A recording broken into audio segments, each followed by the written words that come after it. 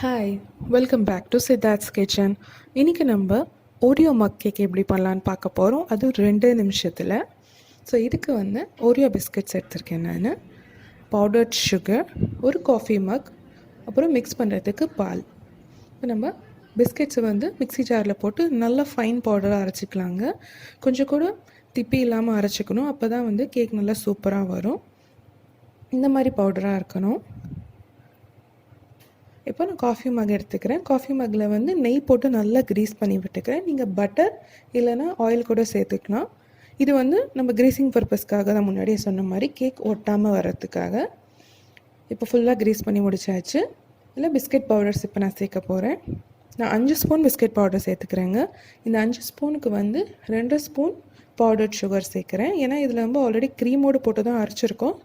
பிஸ்கட்டும் chocolate பிஸ்கெட்டுங்கிறதுனால உங்களுக்கு அந்த sweetness அதில் இருக்கும் ஏற்கனவே.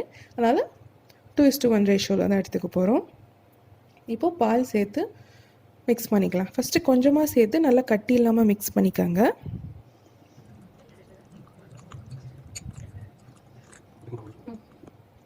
அப்புறம் இதில் நான் 1 பிஞ்ச் பேக்கிங் பவுடர் சேர்த்துக்கிறேன்.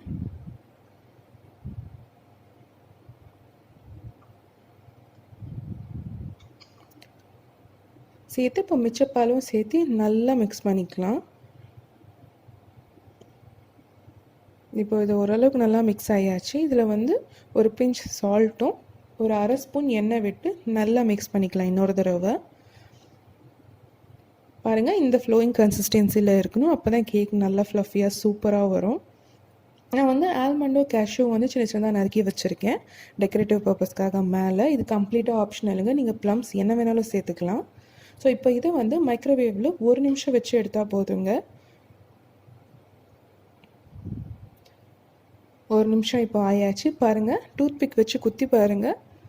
இந்த மாதிரி க்ளீனாக வந்துச்சுன்னா உங்களோட கேக் ரெடி. 2 நிமிஷத்தில் அருமையான ஓரியோ மக் கேக் ரெடி ஆகிடுச்சு. அதுவும் 2 நிமிஷத்தில் செய்யணுன்னா யார் தாங்க செஞ்சு பார்க்க மாட்டீங்க. கண்டிப்பாக செஞ்சு பார்த்து எப்படி வந்திருக்குன்னு கமெண்ட் செக்ஷனில் மென்ஷன் பண்ணுங்கள். வீடியோவை பார்த்ததுக்கு நன்றி. சப்ஸ்கிரைப் பண்ணுங்கள், லைக் பண்ணுங்கள், ஷேர் பண்ணுங்கள்.